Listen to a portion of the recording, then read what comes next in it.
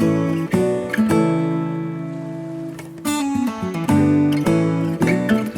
hello again.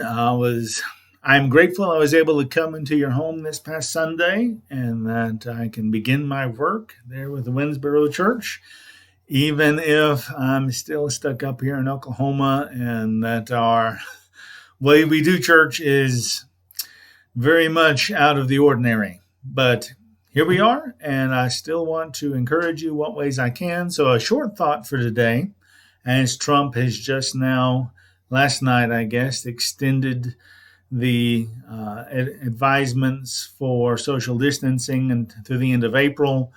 I just want to say that I hope we can find ways to embrace it. Many of us might feel like we are in the wilderness, out of our regular schedules and routines and the busyness of life. I would remind and maybe say that Jesus went into the wilderness, and he did it on purpose. He wasn't asked to, but he was led by the Spirit into the wilderness for 40 days. And by the end of April, we'll be in that 40-day mark, passed by a few as far as these guidelines that are in place.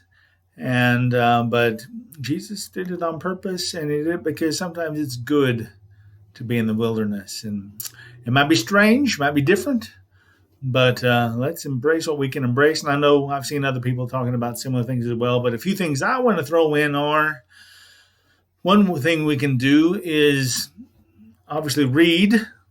Now, my bookshelves are empty because most of my books are down in Texas.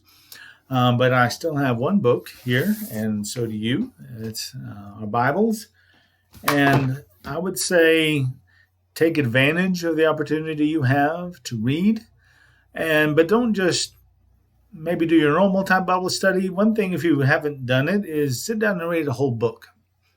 Read an entire book of the Bible, because that's the way they were written. The chapters and verses came much later. So pick a book and read it. And you can start with Genesis. Genesis is a fairly big book.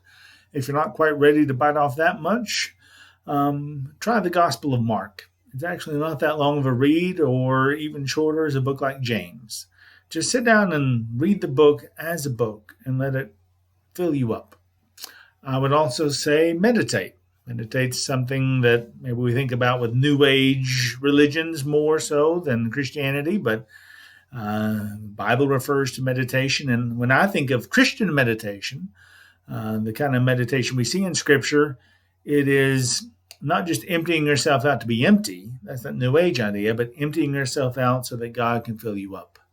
To slow down, to take Sabbath, to rest, to get out of what the world expects or demands and simply ask God, you fill me up. There's actually an ancient way of reading Scripture. You can look it up, Lectio Divina.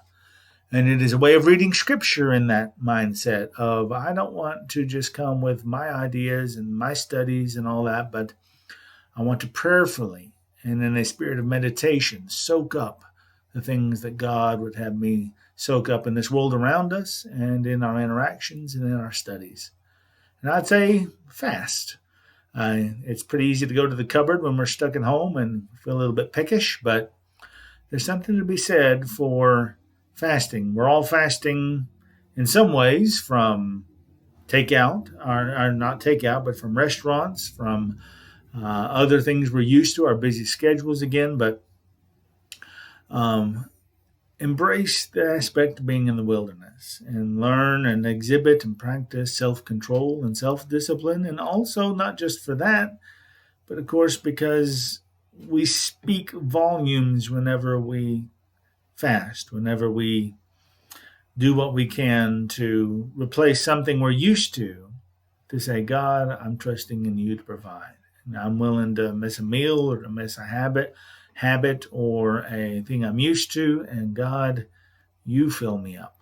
Just like that meditation, it goes together. And so that's just what I want to encourage you with today.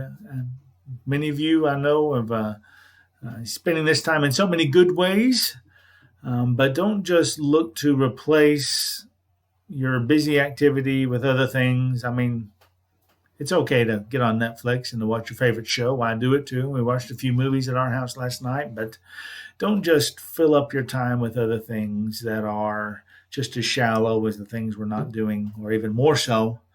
Rather, fill yourself up with what is good. Kind of the dieting analogy, not just empty calories, but what is rich and wholesome, and embrace the wilderness that we're in. This strange time, it's okay. We'll get through to the other side, but uh, find it a way to make it where you can draw closer to God. So I'm praying for you, and I'm hopeful that we'll be together soon.